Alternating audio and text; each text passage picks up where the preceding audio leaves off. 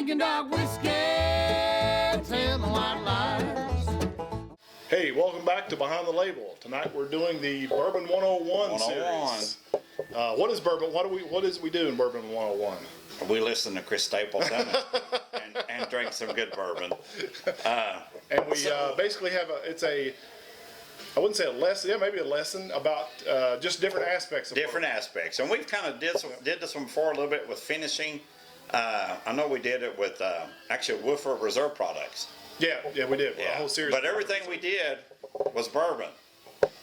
This is not everything on this table is bourbon. Right. Yeah. There's so many aspects of finishing. You know, if it's bourbon allowed and whiskey or not. finishing and coloring. Yeah. And, so we're going to talk about finishing and what's allowed. So you know, we talk about bourbon here. We got to have 100% of it has to be grains. 51% of that grain mash has to be corn. It's got to be made in the United States. It's got to be put in a new charred oak container of some type. Can't be distilled at no more than 160 proof. Can't be put in the barrel at no more than 125 proof. And can't be put in a bottle no less than 80 proof. And also, you cannot add artificial coloring or flavoring. Which is kind of where the rub on this comes in. Some of this, artificial flavoring. So the first thing we got, if I'm gonna let Laurel read these, what the label actually says. What the label actually says. Yes. And by the way, this is a very hard to come by bottle. Oh, I love this one. This is one of my nice, favorites. Yes. It's hard to come by. This is just a 375 bottle. Mm-hmm. No, 750. Oh, this is 750. That's right. Yeah, it's a fatty. Okay, that's right. Yeah, because the other one was that real thin little. Yes, thin one, it's a fatty. Yeah. So this is Woodford Reserve. This is double oaked, which means that originally, just like any other bourbon, was put in a new charred oak barrel. Yes, it was. Left to age there for a while. Poured out of that barrel. Put in another new charred oak barrel. So when you see something that says double oaked, that's what they're talking about. Yeah. So it's taken out of that new barrel, and then put in another new barrel. To finish. Could they put it in another used barrel, another used oak barrel? They could. It wouldn't be double. That's not probably wouldn't be double oaked. I was going to say but it would be something finished in whatever particular barrel. But in order to call it double oaked, it has to be two new charred oak barrels. Yes, if you find something that says double oaked, it should be two new charred oak barrels. So this one is 90.4 proof. The age on it is about 6 years. Yeah, but oddly enough, it just says straight bourbon, which basically has to be 2 years. At least 2 years, yes. But average age on this is 6 years, right? About 6 years. It's a 17 corn, 18 rye, 10% malted barley. You can get them for about $50, $48-$50 now. The aging on this in the second barrel, new barrel, is a little less than a year. So it's actually in there quite a while. Okay. In that secondary barrel. And on the finishing, it just says finished in a second oak barrel. It doesn't say finished in a new oak barrel, but we know that's, in order to be double oaked, it is. It is. And it's one of the smoothest bourbons you'll find out there. It's really nice. For the price, for usually about $48-$50. If you can find it. Yes. Usually it's not as rare as like Weller or Buffalo Trace products. Woodford Reserve products are usually, you can find them. But it's great. I love it. Yeah, it's nice. It's one of my favorites. Yep. It's definitely, when you hear people say the word smooth, which I'm sure that word probably with bourbon and whiskey in general is probably the most overused word that there is. This actually really is smooth. So there's no bite to it. It's just a very easy drinking, very flavorful. It's really very flavorful. Yeah. Yes. Yeah, the richness of the flavor is probably the most prominent aspect of it. And it follows all of these. There's no artificial flavoring to it. Because it's actually taken from a new charred oak barrel, of about 6 years, and put into a secondary new charred oak barrel. So, it follows all the guidelines of, what it takes to be bourbon. So that's our first one. So, this should be on every bar cart. I agree. That's a must-have. Now, the second one we're going to try is something we've tried before. And actually, we have tried it before, yes. Whenever we did the Samuel's family, we tried this one. And this is actually one that says, I'll let you read the bottle here once I pour it here. And remind us who's responsible for this formulation? Maker's Mark. But which one of the Samuel's boys? Oh, I didn't think about that. Bill Samuels Jr. Yes, with this one right Because here. Bill Samuel Senior basically is he Creator and Maker's he Mark. basically made Maker's Mark. Then when And Bill they made Samuel- that for a long time. You know, just the regular Maker's Yeah. Mark. So when And Bill then Jr. came along, he Yeah. wanted to kind of make his own mark, make his own mark Yep. in the bourbon world. So he came up with this 46, which I'm a big fan of the 46. All right, I'll let you read that one. Yep. So this is called Stave Profile number 46. Why is it called 46? I don't know why it's called 46. Oh, I thought you would know that. No, it doesn't say why it's called No, 46. well, I wondered that All I myself. know is it's 10. What they do with this one. So this is their normal Maker's Mark. So Right. if you buy their normal Maker's Mark, which is about 6 years old, what they do is they empty a barrel of Maker's Mark, Right. and then they put in 10 French oak stave. French seared oak staves Right. into that barrel. Now, when you say seared, that's almost like the toasting top. Yes. Yeah. Yeah. So it's not charred. It's kind of like when I make a marshmallow over a campfire. Yes. I don't like it black. I like it just got that little brown toast on it. That's what the French oak. But because it's French oak, this isn't the same animal as what we're talking here. No, it Went isn't. into the No. So into these the are oak. just staves too. So these are individual staves that are right. put Just in a barrel. piece of wood that goes in there. In the barrel, and then the next barrel of regular Makers is dumped into that barrel that has those French oak staves in it. And then it's left in that barrel for 2 to 3 more months. Okay, I was getting ready to ask because it just says then it's placed in a limestone cellar, which is kind of a cool. Which is cool. We show pictures of that before. It's actually a warehouse built into the hillside. Yeah, but it's made out of limestone. It is, and it's real cool in there. There's not a lot of variation in the temperature. Yeah, so it's aged. That's where it says it goes in for. It doesn't say how long. It just says extra aging process. But you said a few months. 2 to 3 months. So I'm thinking it just says stave profile numbers 46. So maybe this was like they tried 45 other ones that really stunk, and then they were like, "Ha, 46 it is. 46 is the magic one." They actually have ones out now that have different like stave combinations, like different types of staves. So you can buy them, and they'll have a little different name. The 46 that has, like maybe 2 staves of this, 3 staves of this, but it's always 10 staves. So this is actually You make a lot of combination on 10 staves. you could, Yeah. you could 1 of this one, 2 of that one. Yeah. So this is actually still considered a bourbon because it's actually put in another barrel And even though that has these staves in it. even though the French staves, in my opinion, does add flavor, it adds a different flavor. It gives a different flavor differently than regular Makers, which is all this is. This is regular Makers. It does change the flavor to me, but it's not considered adding artificial flavor, and the thing, it says no artificial. So I guess, I don't know. Is there room for wiggle there? Could you put in honey? Honey's a natural product. Well, we'll get to that here in a minute. That's a natural thing. That's an artificial. I don't know. So, but this is, it's actually the wood that's that French seared oak staves that's giving a little bit of the flavor, and kind of like the double oaked. It's it's a little smoother, a little easier to drink than the regular. So this is a little easier to drink than the regular Woodford Yeah, Reserve and this Select. and has a one. smoother. Yeah, it's Yes, just it nice. does in the regular Makers. It Yeah, sure does. on both of these selections, in my opinion, it's definitely worth the extra money to buy the upgrade product of the standard bill. They have. It is because you can get this one for Yeah, $37. it's not a big jump between either of those, and it's about it's $10 over the regular Yeah, Makers. and it's a significant jump in the In the enjoyment quality. and the quality. Yes. So we got these 2. So new oak barrel, and this one has staves in it. This one is Starlight Distillery. It's the Indiana bourbon. I cut it. We're done. I'm out here. Indiana actually started out making brandy. Their vineyard there, and they started making brandy, but they've got into bourbon. So, we want to promote Kentucky products, but this is something very cool. This is something I got at Happy Hour Liquors. A good friend of mine owns a liquor store. While you were drunk and you just decided to This grab is it. one of their barrel picks. So this one, if you want to read it, go for it. Now, I will give Indiana one thing. The amount of bourbons that are called Kentucky bourbons that are actually Indiana bourbons is pretty big. That comes out of MGP.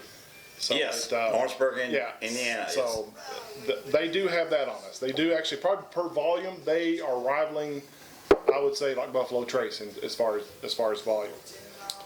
So Starlight Distillery's Carl T. Huber's single barrel, bourbon whiskey finished in Sauternes. I don't know how you say that. Sauternes, I don't know. Sauternes, I don't know. Sounds Very fancy for Sounds us. Frenchy. It does sound Frenchy, but it's wine barrels. So they have a few different wine barrels. They have ones that are aged in like Olorosa cherry, cast Well, barrels. whatever a Sauternes barrel is, it's in there. 106 proof, aged 4 years. This is selected by Mythical, whoever Mythical is. Mm-hmm. Is that a person or is that a company or a? It was selected for the happy hour liquors. Where you bought it? Okay. Yes, sure was. So it says Carl T. Signature bourbon named after fourth generation family member Carl Theodore Huber. Mm-hmm. After 4 years of aging in new charred American oak barrels, this bourbon is finished in a French Sauternes barrel for 8 months. The finish provides notes of apricot, honey, and soft baking spices that complement the characteristic flavor of the flagship bourbon. Sounds very. I feel like I should wear a bow tie or something. Yes. So it's the normal 4-year bourbon. Did you already pour this? Yes. 4-year bourbon that's finished in a Sauterne barrel. So whereas these are finished, this is a new barrel. This is saved. This is a used Different barrel. Whatever. wine barrel. It's a wine barrel. It is.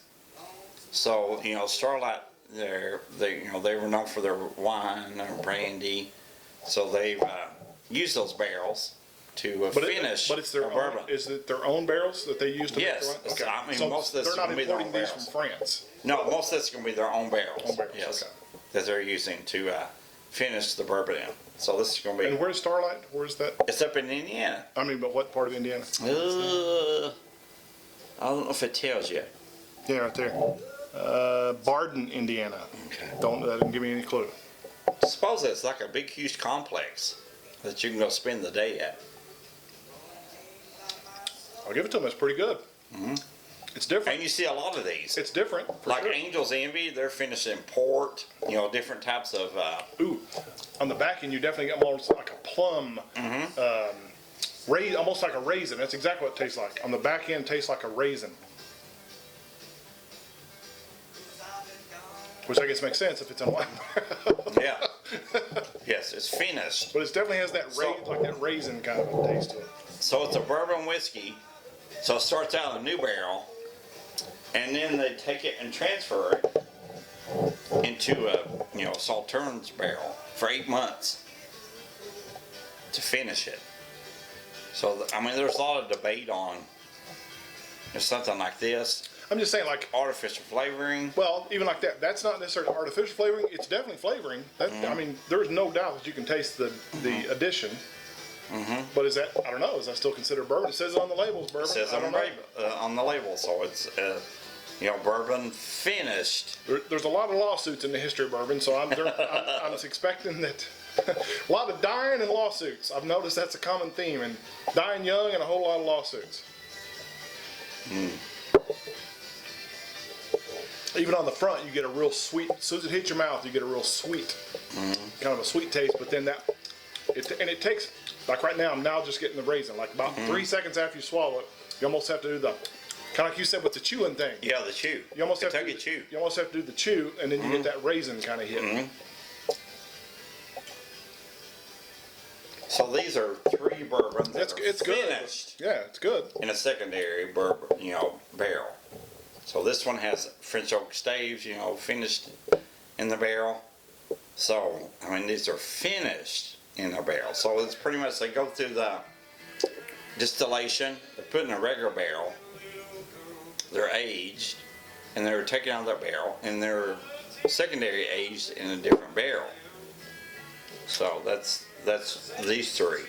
Yeah, and I can see where they have a legitimate call to be called bourbon because, again, it's basically bourbon all the way through until that last little. But again, Tennessee whiskey is also bourbon right to the last little tweak. Oh, we have one right here. Yeah. So now we're going to be getting all right. This is Mr. McConaughey It is. from Texas. His special blend. It is. So, hey girl. No, that's not him. That's Ryan Gosling who does the Hey Girl. Yeah. So Matthew McConaughey is like the face of Wild Turkey. Yeah. Is he still in that? Are they still? He is. He's working with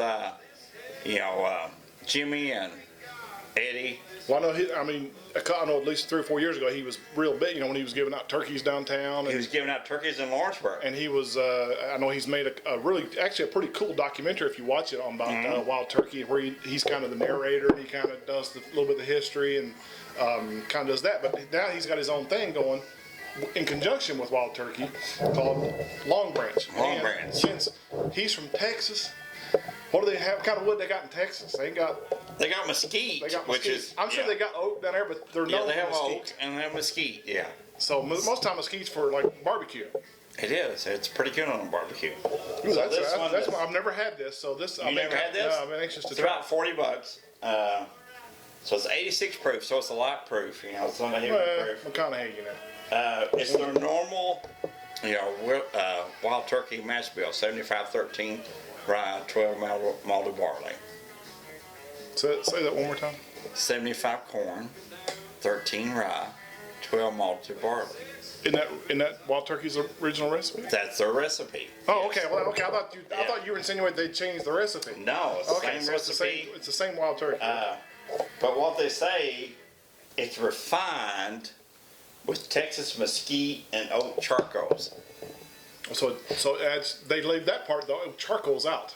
Yeah, it's refined. What does that mean? Like a refinery. It's like. Are they boiling it in there or something? It's actually filtered. That's what I mean. How does that? What does refined mean? It's actually filtered at the end of the process through a Texas mesquite and charcoal filtration. I like it. It's got a good. I could imagine making some really good barbecue sauce with that.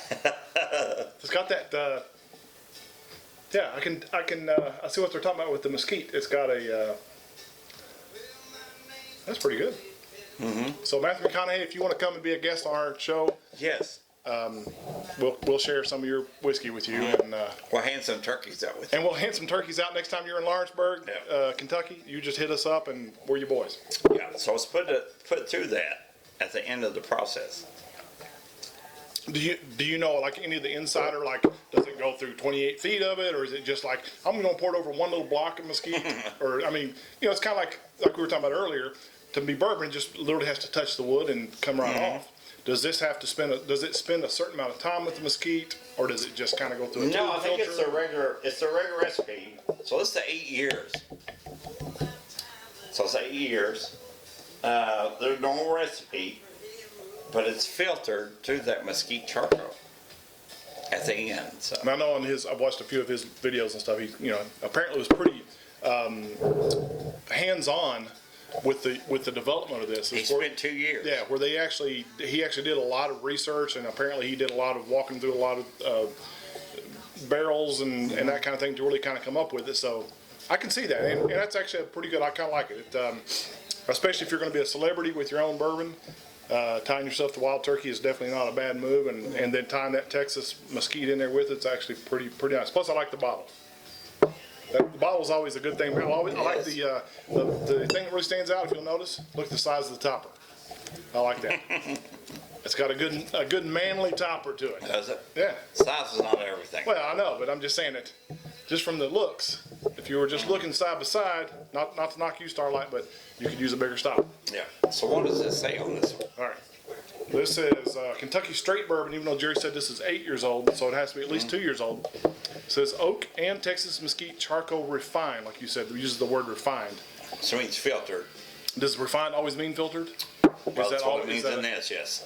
That's not like a legal definition of. It's pretty much it, yes. That's about it. Yeah. And then it says expertly crafted on there. Yeah. Let's see what the little. Yeah, and here it says 8-year-old Kentucky Straight Bourbon, made with master distiller Eddie Russell. Small batches. Yeah, it just says refined with oak and Texas mesquite charcoals. Yeah. Which means it's filtered with those charcoals at the end. So It's nice. Nice job. It's I'll say it's definitely smoother than, for instance, if you just get Wild Turkey 101, which is the same mash bill. You can definitely tell a huge difference in the smoothness of that. can, 101 is that like, whoa, that's strong stuff kind of it's thing. good stuff. Yeah, for the price, it's Well, it's good. It's I love Wild Turkey, but it's definitely got a different does. experience than this. No, Wild Turkey was actually one of my favorites. So these 4 are bourbons, finished in different ways. Our next one is not. Our next one is not. This is from some other country, I think. No, it's from Tennessee. Yeah, same thing. Same thing. Some place called Nelson's Greenbrier, Tennessee. Which was the largest producer of Tennessee whiskey before Prohibition.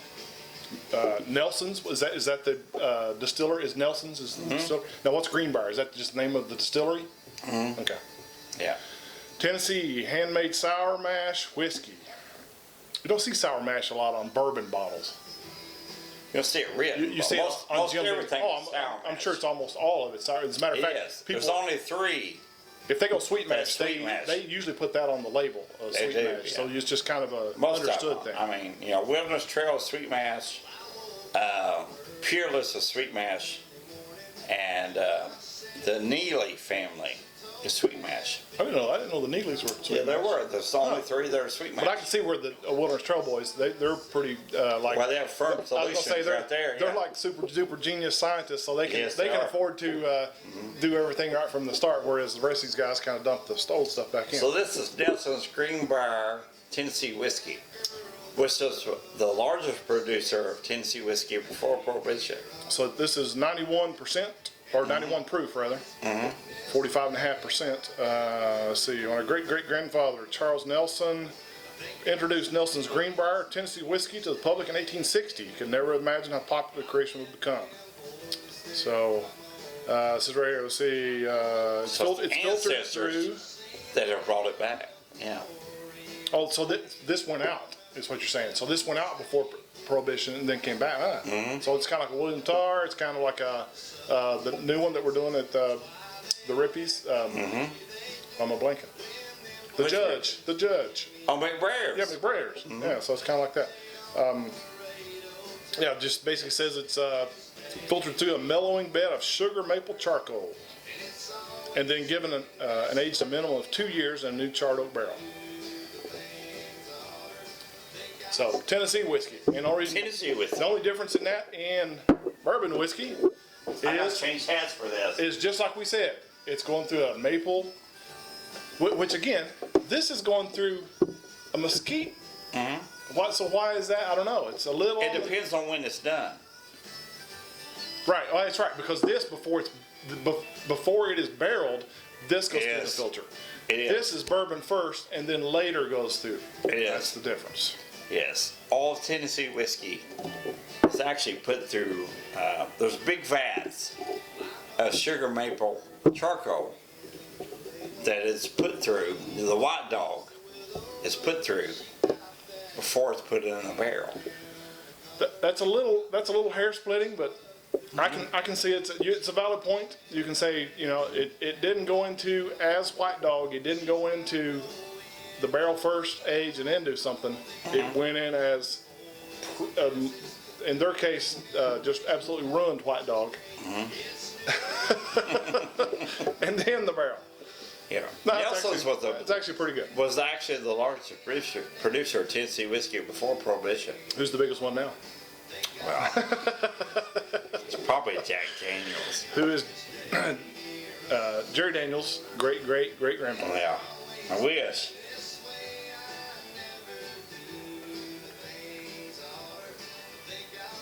It's not bad.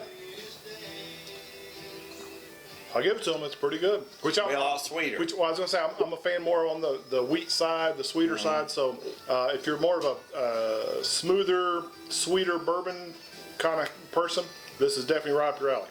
Yeah, as a matter of fact, now that I'm tasting, that would almost be so sweet that I wouldn't be able to drink much of that. It's not neat anyway. Yeah, I think it's 91 proof. But it's put through that, pretty much with the white dog, it's actually put through that sugar maple charcoal, before it's put in the barrel, which is different than all the rest of these. These are after they put it in the barrel. So it's after the fact on all these, before the fact on this one. So what's with the hat? I figure I'd change it up. I thought there was some special thing that related to No, this I like the model. hat. Oh, I thought you were going to give me like some kind of. We're switching over. I thought you were giving me a history lesson that was No. like.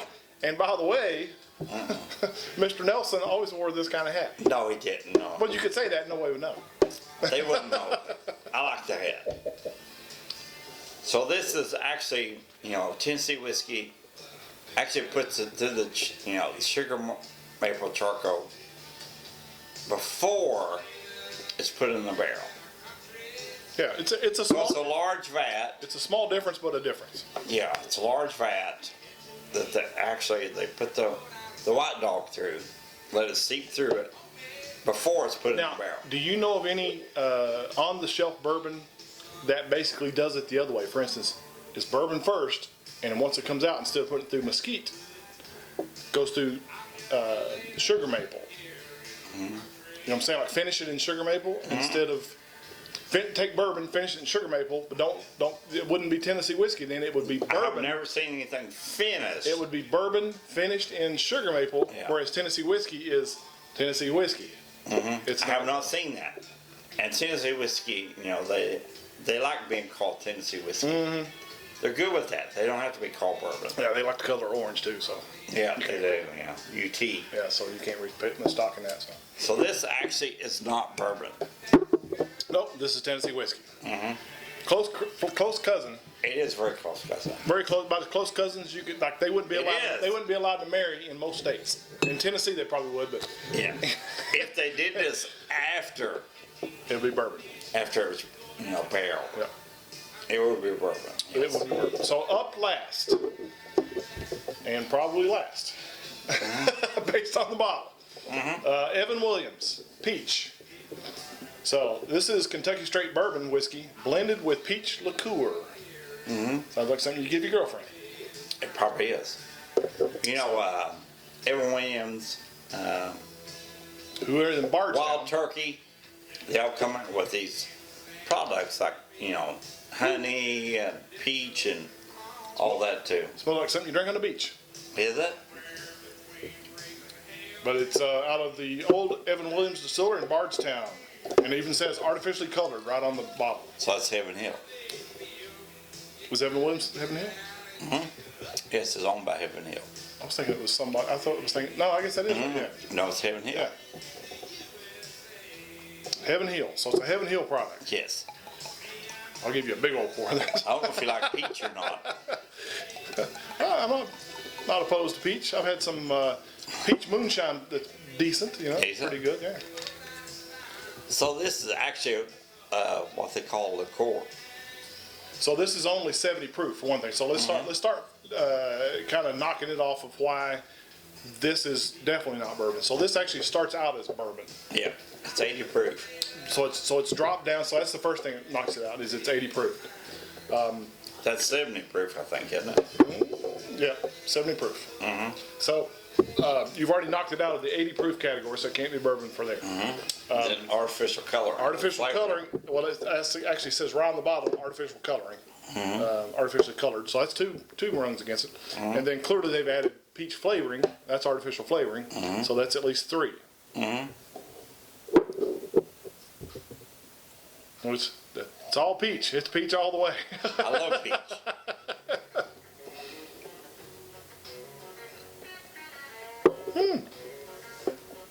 It's a bit sweet. Just tad. So any of the, Evan Williams like Now, that, the Wild Turkey. You know what this would be good? What?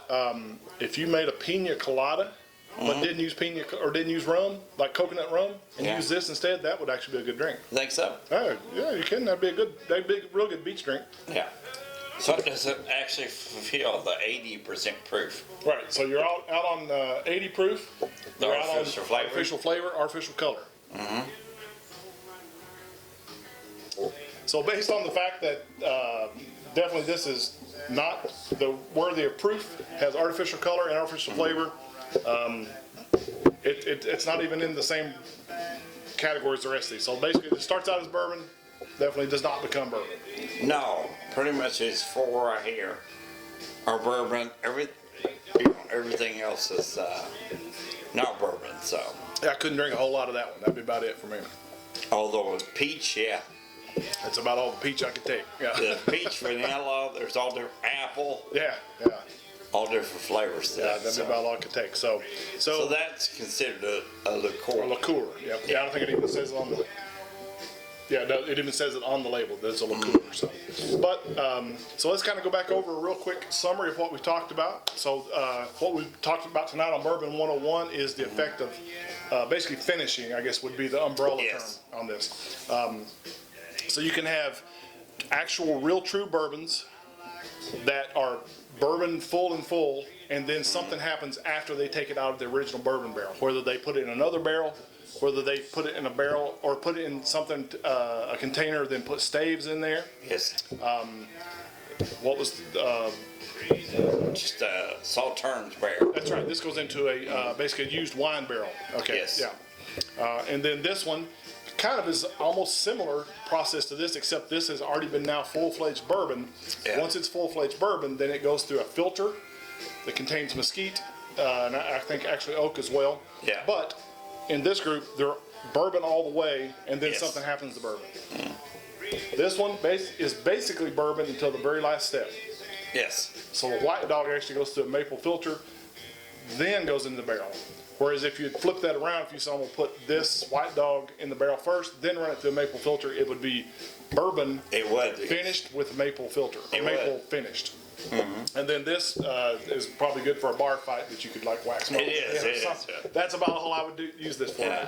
But this originally actually did start out as bourbon, but then got adulterated in about 9 different ways. It got weakened, flavored, colored, put in an awful bottle. So Artificial coloring, yes. all that. So Flavoring, yes. so the take home here for our Bourbon 101 tonight is that just because it's called bourbon doesn't mean it's going to necessarily taste exactly like bourbon. It could taste a little bit different depending on the finishing. Finishing is one of those kind of gray areas that we've talked about of maybe it'll be legal now, maybe in 3 years from now someone says, It no, may change, you yes. can't do that anymore.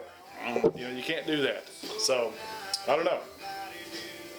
Any parting words? Just enjoy it.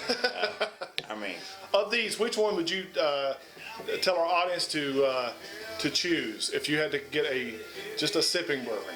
oh, this one right here. That's why I'm gonna have to go with you. Yeah. I'm gonna have to go with you as well. I would probably go one, almost a tie between these two. This mesquite is actually better. It's the first time I ever had it. It's actually pretty good. But this 46 is still a kind of a good go-to. Then I'd go Starlight. I'd go Tennessee. Probably. Very sweet. It's almost too it's almost too sweet for me, and this is certainly too sweet. But yeah, you wouldn't get much more than if you're drinking it neat, couple at the most for me. Yes. Out of it. But the rest of these you could probably sip on 2 or 3 and do well. If I had to pick one and go on a desert island, I'd go with that one. Yes, definitely. All right. Well, join us next time. Next time we'll have a Bourbon 101 after this. I'm not sure what the topic will be. Jerry usually comes up with that, but kind of stay tuned and keep watching our regular Behind the Label series where we're doing the William Tarr. We'll be finishing that one up really soon. Hopefully Elijah Craig. Oh yeah, Elijah Craig will be our next distiller or our next distiller legacy story on Yes. on the main Behind the Label story. And we'll start that out probably in Georgetown, Yes, that's right. Bourbon 30. in front of Bourbon 30.